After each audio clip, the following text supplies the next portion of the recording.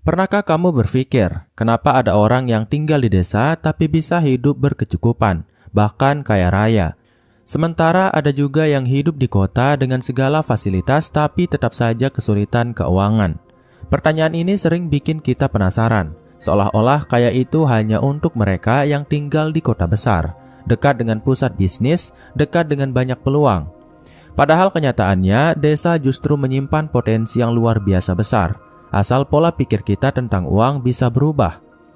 Mari saya tanya kamu dulu, kalau kamu tinggal di desa, apa yang biasanya jadi alasan untuk tidak bisa sukses? Apakah karena akses terbatas, modal kecil, tidak ada jaringan bisnis, atau karena merasa desa itu kurang modern sehingga peluangnya sempit? Nah, kenyataannya bukan itu masalah utamanya. Masalah sebenarnya ada pada cara kita melihat dan memperlakukan uang. Di video ini kita akan membongkar hal tersebut. Kalau kamu serius ingin kaya meskipun tinggal di desa, yang pertama kali harus kamu ubah bukanlah tempat tinggalmu, bukan jumlah modalmu, tapi cara berpikir tentang uang atau mindset. Karena uang itu ibarat air, dia akan mengalir mengikuti wadahnya.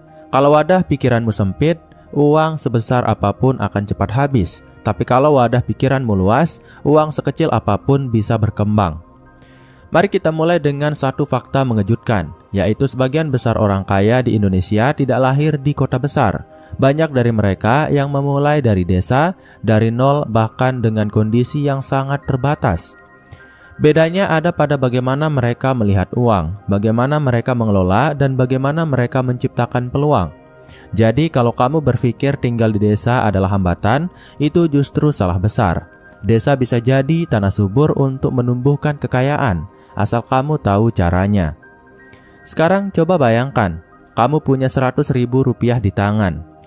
Kalau pola pikirmu konsumtif, uang itu akan habis hanya untuk beli jajan, pulsa atau kebutuhan kecil sehari-hari yang kadang sebenarnya tidak mendesak. Tapi kalau pola pikirmu produktif, 100.000 itu bisa jadi benih. Bisa kamu pakai untuk beli bibit sayuran, kamu tanam lalu kamu jual hasilnya. Dan uang itu bisa berlipat ganda. Pertanyaannya sederhana, kamu pakai uangmu sebagai alat untuk bertahan hidup atau sebagai alat untuk mencetak uang baru? Mindset pertama yang harus kamu tanamkan adalah ini, yaitu uang bukan tujuan, uang adalah alat. Banyak orang terjebak karena mereka melihat uang hanya sebagai sesuatu untuk dipakai dan dihabiskan. Begitu dapat gaji, dapat upah, langsung dipakai semua.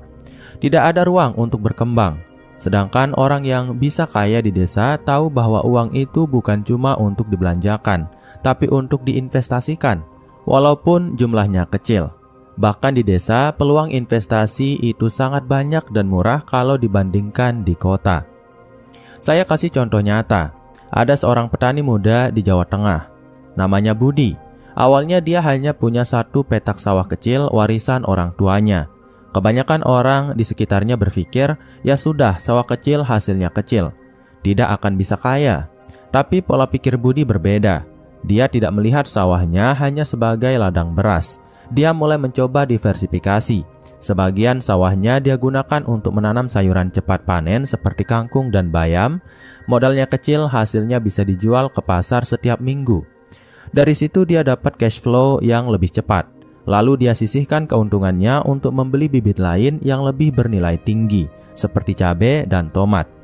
Bertahun-tahun berjalan, dia tidak hanya bertahan hidup dari sawah kecil, tapi mampu membeli lahan tambahan. Hari ini, Budi dikenal sebagai salah satu petani sukses di desanya. Apa kuncinya? Yaitu adalah pola pikir uangnya berbeda. Nah, mari kita gali lebih dalam lagi. Kenapa pola pikir uang itu penting? Karena tanpa pola pikir yang benar, uang akan selalu menjadi sesuatu yang hilang, bukan sesuatu yang berkembang. Inilah perbedaan utama antara orang yang kaya dan orang yang biasa-biasa saja, yaitu orang kaya selalu bertanya, bagaimana caranya uang ini bisa bekerja untuk saya? Sementara orang biasa hanya bertanya, apa yang bisa saya beli dengan uang ini? Kalau kamu tinggal di desa, pola pikir seperti ini akan sangat menentukan masa depanmu. Misalnya ketika kamu dapat tambahan uang hasil panen atau kerja sampingan, jangan langsung habiskan untuk hal-hal konsumtif seperti membeli HP baru atau motor baru. Tahan dulu keinginan itu. Tanya dirimu, kalau uang ini saya putar kembali bisa jadi apa dalam 6 bulan ke depan. Dengan pola pikir ini, kamu mulai melihat uang bukan sebagai akhir tapi sebagai awal. Dan satu hal yang sering dilupakan orang desa adalah kekuatan aset produktif. Di kota, orang sibuk investasi saham atau properti yang mahal. Tapi di desa, kamu punya aset produktif yang lebih nyata dan langsung, yaitu tanah, ternak, tanaman, bahkan alat kerja. Semua itu bisa menjadi mesin uang kalau diperlakukan dengan benar. Masalahnya, banyak orang justru menjual tanah warisan hanya untuk kebutuhan sesaat. Padahal tanah itu bisa jadi sumber kekayaan jangka panjang. Sekarang mari kita coba refleksi. Kalau hari ini kamu masih berpikir uang hanya sebatas untuk memenuhi kebutuhan harian, kamu akan terus berada di lingkaran yang sama. Tapi kalau kamu bisa mengubah pola pikir menjadi bagaimana cara uang ini bisa melahirkan uang baru, maka kamu sedang berada di jalur yang benar untuk menjadi kaya meski tinggal di desa. Sekarang mari kita bicara tentang pola pikir pertama yang paling penting, yaitu berhenti melihat uang hanya sebagai alat konsumsi, mulailah melihatnya sebagai benih. Uang itu seperti biji tanaman. Kalau kamu makan bijinya semua hari ini, besok kamu tidak akan punya apa-apa. Tapi kalau sebagian kamu tanam, kamu bisa punya pohon yang berbuah berkali-kali. Sayangnya banyak orang yang tidak tahan menunda kesenangan. Begitu ada uang, langsung habis untuk hal-hal kecil, seperti beli rokok, beli pulsa, nongkrong, atau sekedar ikut-ikutan gaya hidup. Sekarang pertanyaannya adalah, apakah uangmu benar-benar habis karena kebutuhan? Atau karena keinginan yang sebenarnya bisa ditahan? Kalau kamu tinggal di desa, kamu harus sadar bahwa uangmu punya daya tumbuh yang luar biasa besar. Rp100.000 di kota mungkin hanya cukup untuk makan sekali di restoran cepat saji. Tapi di desa, 100.000 bisa dipakai untuk beli bibit cabai, kangkung, atau lele, yang dalam beberapa minggu atau bulan bisa balik modal sekaligus memberi keuntungan. Jadi yang membedakan kaya atau miskin bukan banyaknya uang, tapi bagaimana kamu memperlakukan uang itu. Mindset kedua yang harus diubah adalah jangan menukar waktu dengan uang terus-menerus, tapi ciptakan sistem yang membuat uang bekerja untukmu. Banyak orang desa yang bekerja keras dari pagi sampai malam. Mereka bertani, beternak, atau bekerja serabutan. Hasilnya hanya cukup untuk hidup sehari-hari. Kenapa? Karena mereka hanya menukar tenaga dengan uang. Begitu sakit atau tidak bisa bekerja, penghasilan berhenti. Sedangkan orang yang kaya di desa tahu cara membangun sistem. Contoh praktisnya adalah, kalau kamu beternak ayam, jangan cuma pelihara beberapa ekor untuk dijual saat besar. Itu namanya jual tenaga dan waktu. Tapi kalau kamu mulai bikin sistem, misalnya kamu buat kandang yang lebih besar, lalu bekerja sama dengan tetangga untuk suplai pakan, kemudian kamu jadi pemasok ayam ke warung atau pasar setiap minggu, nah itulah sistem. Kamu bisa tetap dapat uang meskipun tidak setiap hari bekerja keras sendirian. Bahkan sistem ini bisa kamu kembangkan lagi dengan mempekerjakan orang lain. Jadi uangmu berputar, waktumu lebih efektif, dan penghasilanmu tidak bergantung sepenuhnya pada fisikmu. Mindset ketiga adalah jangan takut dengan kata investasi. Banyak orang desa alergi dengan istilah ini karena merasa investasi itu hanya untuk orang kota, orang yang punya banyak uang, atau orang yang paham teknologi. Padahal investasi bisa dimulai dari hal-hal sederhana. Misalnya kamu investasi membeli mesin giling padi kecil. Awalnya mungkin terasa mahal, tapi kalau dihitung, orang-orang di desa akan selalu butuh penggiling padi. Dari situ kamu punya sumber pemasukan jangka panjang. Mari kita pakai contoh nyata lagi. Dari sebuah desa di Sulawesi, ada seorang bapak yang dulu hanya petani biasa. Dia kumpulkan uang sedikit demi sedikit lalu beli mesin penggiling jagung. Awalnya hanya dipakai untuk dirinya sendiri. Tapi lama-lama tetangga juga minta tolong menggiling jagung di mesinnya. Dia mulai menetapkan tarif kecil, mungkin hanya 5.000 atau 10.000 per karung. Tidak terasa setiap bulan dia bisa mendapat tambahan jutaan rupiah hanya dari mesin itu. Dari keuntungan tersebut dia beli mesin kedua, kemudian yang ketiga. Hari ini meskipun usianya sudah tua dan fisiknya tidak sekuat dulu, dia tetap punya pemasukan stabil. Kenapa? Karena dia tidak takut investasi kecil di awal. Mindset keempat adalah jangan merasa rendah diri karena tinggal di desa. Ini penting sekali. Banyak orang gagal kaya bukan karena tidak ada peluang, tapi karena minder. Mereka merasa desa itu ketinggalan zaman, jauh dari pasar, jauh dari teknologi. Padahal sekarang dengan internet, jarak bukan lagi masalah.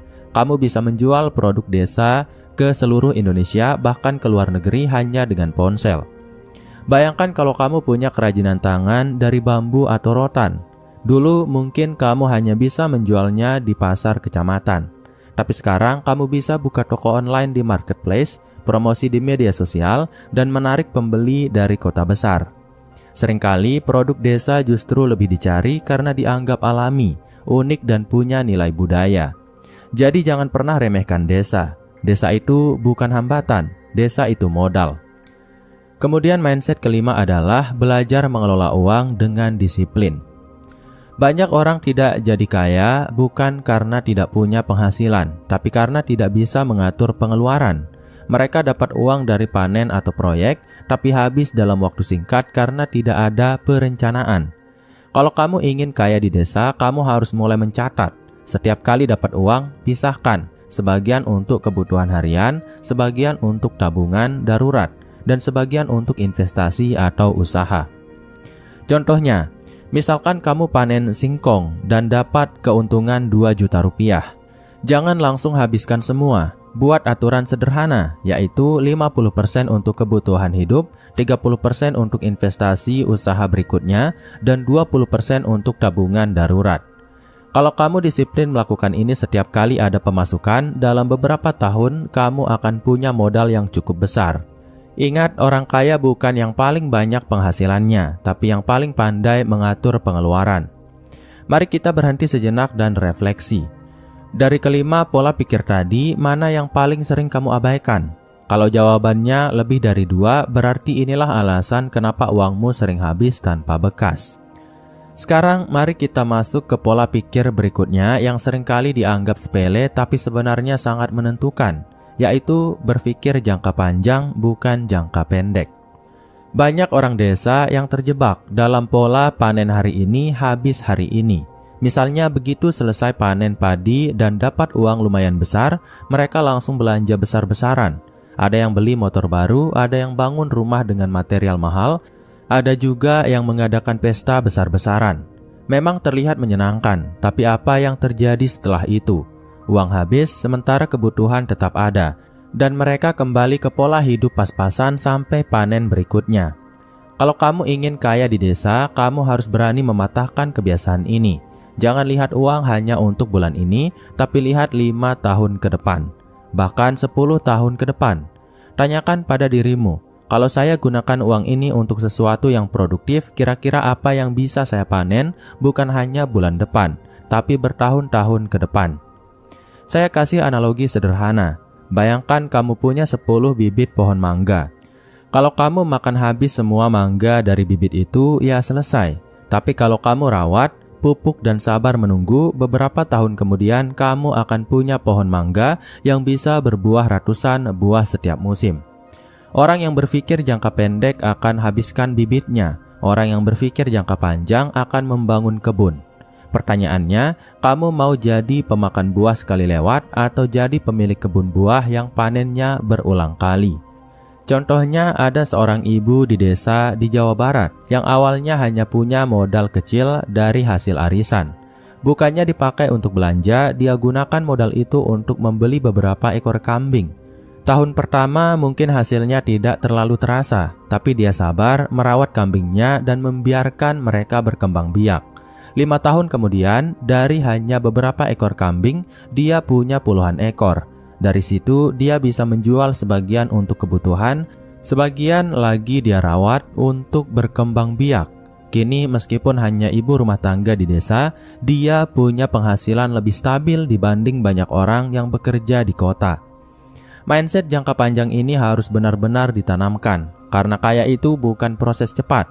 Kaya itu proses menanam, merawat, dan menunggu panen. Kalau kamu hanya berpikir instan, kamu akan terus kehabisan uang. Tapi kalau kamu berpikir jauh ke depan, uangmu akan terus bertambah. Mindset berikutnya adalah berani mengambil resiko yang terukur. Banyak orang di desa yang terlalu takut gagal, sehingga akhirnya tidak pernah mencoba. Mereka hanya bermain aman, tanam yang sama, jual di tempat yang sama, lakukan hal yang sama. Padahal dunia terus berubah, pasar terus berkembang, dan peluang terus muncul. Contohnya begini, kalau semua orang di desamu menanam padi, lalu kamu ikut-ikutan menanam padi, apa hasilnya? Hasil panen melimpah, tapi harga jatuh karena semua orang menjual hal yang sama.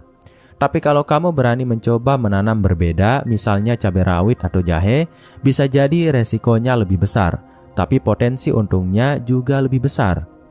Namun ingat, resiko ini harus terukur, jangan asal nekat.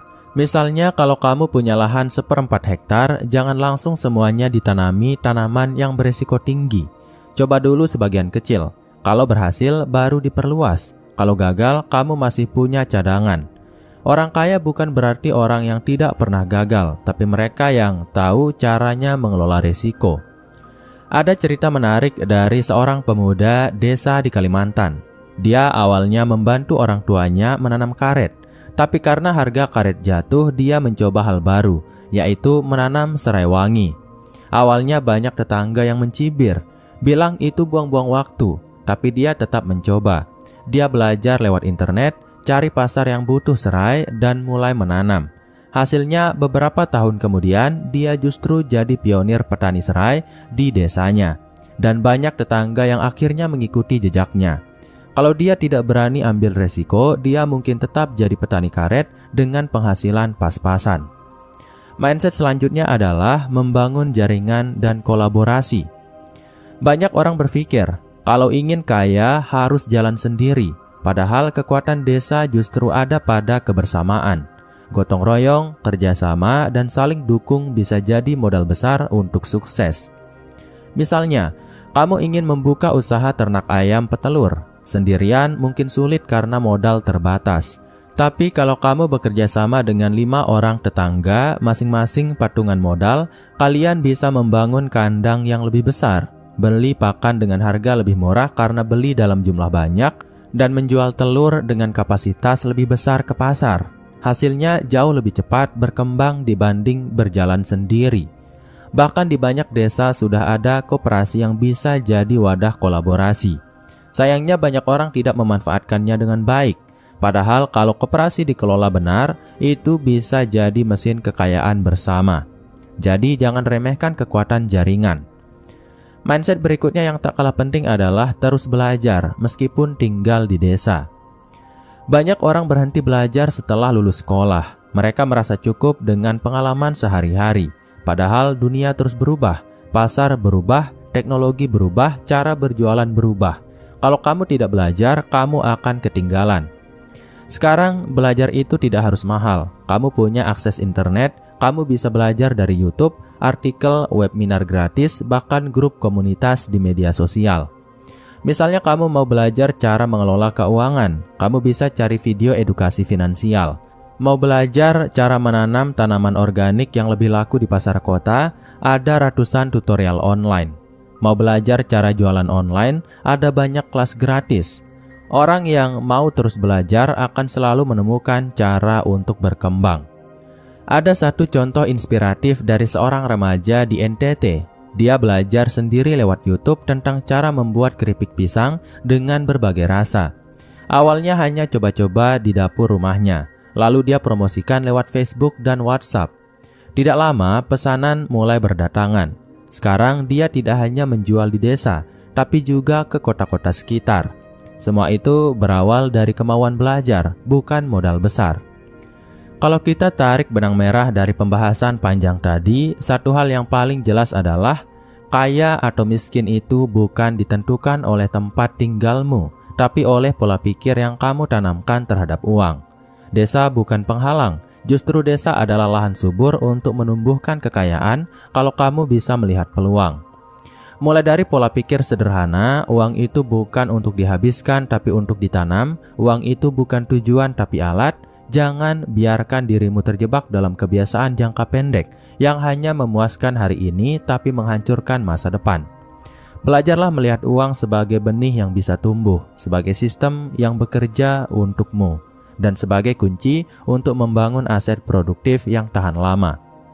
Kita juga sudah membahas bagaimana orang desa bisa kaya dengan cara yang berbeda. Ada yang mulai dari sawah kecil tapi berpikir kreatif hingga punya lahan lebih luas.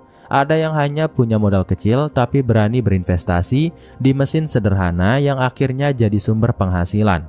Ada yang memanfaatkan internet untuk menjual produk desa ke seluruh Indonesia. Semua itu menunjukkan bahwa kuncinya ada di pola pikir, bukan di besar kecilnya modal. Dan ingat, kekayaan itu bukan proses cepat. Tidak ada jalan pintas, kaya itu proses menanam, merawat, menunggu lalu panen. Kadang hasilnya lama, kadang butuh kesabaran ekstra. Tapi kalau pola pikirmu benar, hasilnya akan lebih kokoh dan bertahan lama. Jadi sekarang pertanyaannya kembali ke kamu. Maukah kamu mulai mengubah cara berpikir tentang uang? Maukah kamu berhenti memandang desa sebagai keterbatasan dan mulai melihatnya sebagai peluang? Karena kalau jawabannya iya, maka langkah pertama sudah kamu ambil hari ini dengan belajar dari video ini.